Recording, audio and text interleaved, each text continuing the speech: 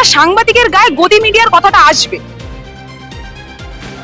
এবং বরাবরই শ্রীলেখাদির বিভিন্ন কথোপকথন, দেখুন অনুভূতি, এটা তো সত্যি শব্দ দিয়ে ব্যাখ্যা করা আমার কাছে অত্যন্ত। যেন তেন প্রকারণে তিনি বিদেশে চলে যেতে চাইছেন। নিজের নামের পাশে বেঈমান মির্জাফরের ট্যাগটা যুক্ত করেছে। This channel does not promote any violent, harmful, or illegal activities. All content provided by this channel is meant for an educational purpose only. সাংবাদিকদের উপর একটা আক্রমণ হয়েছে, তুমি সেটাকে কিভাবে দেখছো? দেখুন, সর্বপ্রথম সাংবাদিকের উপর যে আক্রমণটা হয়েছে সেটা অত্যন্ত নিন্দনীয়। কেন বলছি কথাটা? কারণ সাংবাদিক মানে কিন্তু আমরা চারটে স্তম্ভের একটা স্তম্ভ হিসাবেই জানি এবং সেই হিসাবেই পরিচিত। কিন্তু আস্তে আস্তে যে দৃশ্য আমরা দেখতে পাচ্ছি, সেই একটাকে কেন্দ্র করে তার পরবর্তীতে একটা বিশেষ দল, আজকে যারা সরকারে রয়েছে অর্থাৎ বিজেপি নামক দল, সেটাকে নিয়ে তার পরবর্তীতে নিজস্ব স্বার্থ চরিতার্থ করার একটা রাজনৈতিক খেলায় মেতেছে। সেই জায়গাটা কোনো ক্ষেত্রে সমর্থনযোগ্য নয়। আমি এই সাংবাদিকদের উপর হওয়া আক্রমণটা ততটাই তীব্র কণ্ঠে নিন্দা করি, যতটা তীব্র কণ্ঠে আমি নিন্দা করেছিলাম যখন কুণাল ঘোষের উপর ঠিক এই রাস্তাতে ডিম ছোড়া হয়েছিল এবং সেটাকে কিছু সাংবাদিকরা, সোকল সাংবাদিকরা, তাদেরকে আমি সাংবাদিক হিসাবে আখ্যা দেওয়া পছন্দ করি না, তারা সেই জিনিসটা জনরোষ হিসাবে পেশ করার চেষ্টা করেছিল। ততটাই তীব্র কণ্ঠে আমি সাংবাদিকদের উপর হওয়া গোটা চক্রান্তটাকে কিন্তু ধিক্কার জানাই, ঘৃণা করি এবং বারবার সেটার বিরুদ্ধে প্রতিবাদের কণ্ঠস্বর হিসেবে আমাদের কণ্ঠস্বর উঠে আসবে। কিন্তু আমাদের সকলকে একটা জিনিস বুঝতে হবে যে আমরা যখন এই দৃশ্য দেখতে পাচ্ছি যে সাংবাদিকদের উপর আক্রমণ হচ্ছে এবং সেখানে নাকি একটা কথা ব্যবহৃত হচ্ছে যে গদি মিডিয়া, কেন একটা সাংবাদিকের গায়ে গদি মিডিয়ার কথাটা আসবে? যেই সাংবাদিক নিজেদের সাংবাদিকতা খুব সুন্দরভাবে পালন করে এসছে, কোনোদিন তাদের গায়ে গদি মিডিয়ার ট্যাগ লাগবে বলে সেই জিনিসটা তো আপনি আমি এক্সপেক্ট করি না।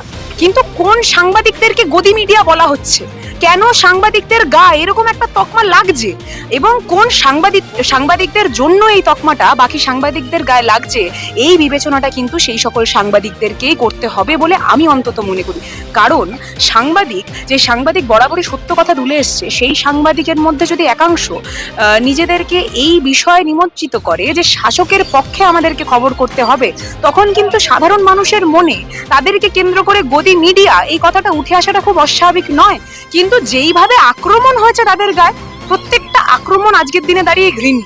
যেইভাবে আমরা দেখে এসেছি যে আমাদের বহু সহযোদ্ধাদের গায়ে আক্রমণ করা হয়েছে, সেই জায়গাটাই যতটা তীব্র কণ্ঠস্বরে প্রতিবাদ করেছি, যতটা ঘৃণ্য বলেছি, সমানভাবে যে সকল সাংবাদিক ভাইরা আপনারা যারা সত্য কথা তুলে ধরে তাদের গায়ে একটা আঁচড় পড়ুক, সেটা কোনোদিনও চাইবো না। এবং তাদের গায়ে আঁচড় পড়লে আমরা সকলেই সামনে এসে দাঁড়াবো।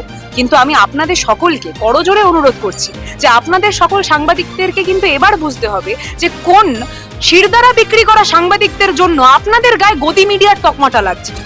এবং বরাবরই শ্রীলেখাদির বিভিন্ন কথোপকথন এবং তাদের কাছ থেকে উঠে আসা অনেক দৃশ্য আমরা দেখেছি, যেগুলো বিভিন্ন কন্ট্রোভার্সির অন্যতম মূল হয়ে দাঁড়িয়েছে।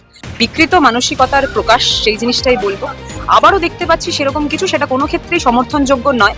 আমি বারবার একটা কথা বলবো যে আমরা রাজনৈতিক মত ভিন্ন আমাদের সকলের হতেই পারে, কিন্তু তা বলে বিলো দ্য বেল্ট রাজনীতি করা হবে সেই জিনিসটা কোনো ক্ষেত্রেই গ্রহণ করিনি। আগামী দিনেও এই বাংলার মাটিতে এরকম ঘৃণ্য বিলো দ্য বেল্ট রাজনীতি আমরা, অর্থাৎ বাংলার নাগরিকরা, সচেতন নাগরিকরা কিন্তু গ্রহণ করবে না।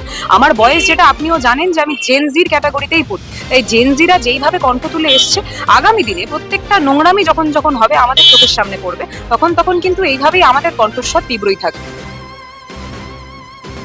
দেখুন অনুভূতি, এটা তো সত্যি শব্দ দিয়ে ব্যাখ্যা করা আমার কাছে অত্যন্ত কঠিন। আপনারা সকলেই হয়তো সেই ভিডিওটা দেখেছিলেন যখন ইলেকশন চলাকালীন, মানে ইলেকশনের ঠিক আগে প্রচারে মমতা বন্দ্যোপাধ্যায় একজনের বাইকে উঠেছিলেন। তার পরবর্তীতে আমি বেশ অভিমান স্বরূপ এবং অনেকটা মনে আশা নিয়ে তার পরবর্তীতে একটা ভিডিও বানিয়েছিলাম, সেটাও ফেসবুক মাধ্যমে অত্যাধিক ভাইরাল।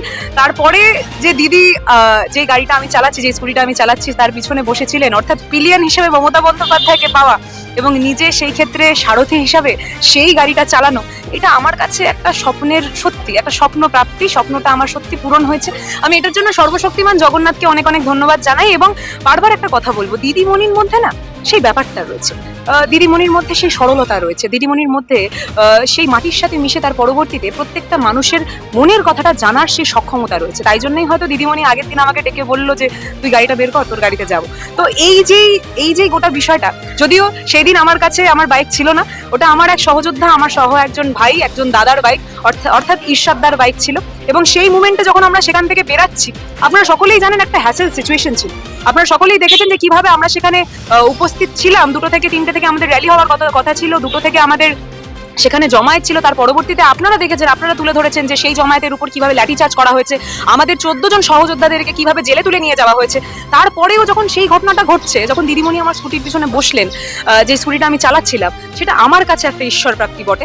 এবং বারবার একটা কথা বলবো যে দিদিমণি হয়তো এত ক্যালকুলেশন ইকুয়েশনের মধ্যে কোনোদিনই চলেননি, এবং তাই জন্যই ওনার নাম মমতা বন্দ্যোপাধ্যায়। এই মমতা বন্দ্যোপাধ্যায় সৈনিক হিসাবে এইভাবে যাতে আগামী যুদ্ধটাও পালন করতে পারি, এইটুকুনি সর্বশক্তি অনেক কাছে চাই। আচ্ছা, আমরা ঋতব্রত বন্দ্যোপাধ্যায়কে নিয়ে প্রশ্ন করে ঋতব্রত বন্দ্যোপাধ্যায়কে এতটা গুরুত্ব দেওয়ার কোনো মানে আছে বলে আমি মনে করি না। দেওয়া হয়েছে বিদেশ যাত্রার জন্য উনি মরিয়া, যেন তেন প্রকারণে তিনি বিদেশে চলে যেতে চাইছেন। আপনাদের সকলকে অনুরোধ করব যে যেই ব্যক্তি নিজের নামের পাশে বেঈমান মির্জাফরের ট্যাগটা যুক্ত করেছে, সেই বেঈমান মির্জাফরকে নিয়ে এত অধিকাংশ কথা বলার সত্যি কোনো জায়গা আসে না। আর ওনার মুখ থেকে যেই ব্যক্তিটাকে এতদিন ধরে উনি রীতিমতো পুজো করতেন, যাকে বস বলতেন, মানে প্রায় যদি উনি এখন যদি দলে থাকতেন তাহলে দাদাকে আলিঙ্গন করে কি করে থাকবেন, সেই জিনিসটাই তাদের মূলত চক্রান্ত থাকতো। এবং আমরা যারা সহযোদ্ধা সহকর্মীরা রয়েছি তাদেরকে কিভাবে অনেকটা দূরে সরিয়ে দেবে। আজকে যারা কর্মীরা 4 তারিখের পরবর্তীতে বুক ফুকে লড়াই করছে, তাদেরকে যারা মমতা বন্দ্যোপাধ্যায় এবং অভিষেক বন্দ্যোপাধ্যায়ের আশেপাশ পর্যন্ত ঘেঁচতে দেয়নি, সেই সকল বেঈমান এবং সেই সকল দল বিরোধী ব্যক্তিদের ব্যাপারে আমরা বিস্তারিত বক্তব্য রাখতে চাই না। তাদেরকে নিয়ে কোনো প্রশ্ন তুলে তাদেরকে বিস্তারিত ফুটেজ দেওয়ার কোনো মানে হয় না। তাদেরকে আমি অনুরোধ করব, আপনাদেরকে অনুরোধ করব, তাদেরকে আপনাদের প্রশ্ন থেকে অনেকটা দূরে সরিয়ে রাখুন। দেখবেন তাদের কোনো অস্তিত্বই নেই বাংলার রাজনীতিতে। গণতন্ত্রের কণ্ঠস্বর দাবিয়ে দেওয়ার জন্য শাসক যেইভাবে প্রত্যেকটা কার্যকলাপ করে যাচ্ছে, সেই জিনিসটাকে ধিক্কার জানানো ছাড়া আলাদা কোনো শব্দ আমাদের কারোর কাছেই নেই। কিন্তু কি জানেন তো, যতই কণ্ঠস্বর দাবানোর চেষ্টা হয়, বা যদি এইটা এইভাবে ব্যাখ্যা করি, আপনারা যদি নিজের হাতের মুঠোয় বালিটাকে যত বেশি জোরে চিপবেন, বালিটা কিন্তু আপনার হাত থেকে তত জলদি ফসকাবে। তো সমানভাবে আজকে আমাদের বাংলার বুকে বিরোধী কণ্ঠস্বরের যেইভাবে দাবিয়ে দেওয়ার এবং পায়ের তলায় রেখে দেওয়ার চেষ্টা করছে শাসক, আমরা তত জোর কণ্ঠস্বরে বলতে চাই, এই কণ্ঠস্বর কিন্তু দাবছে না, আরো যেন তীব্র কণ্ঠস্বরে প্রকাশিত হচ্ছে, আগামী দিনেও হবে। ইতিমধ্যেই আপনারা একটা ট্রেলার দেখেছেন, সেটা হচ্ছে যে দিল্লির মসনদ কিন্তু কেঁপেই উঠেছে ককরোচ জনতা পার্টি, অভিজিৎ দীপকে এবং প্রত্যেকটা যারা যুব সমাজের প্রতিনিধি, যারা আপনারা এই জিনিসটাও জানেন যে অভিজিৎ দীপকে মমতা বন্দ্যোপাধ্যায়কে ফোন করেছিলেন, যখন করেছিলেন আমরা সামনে ছিলাম।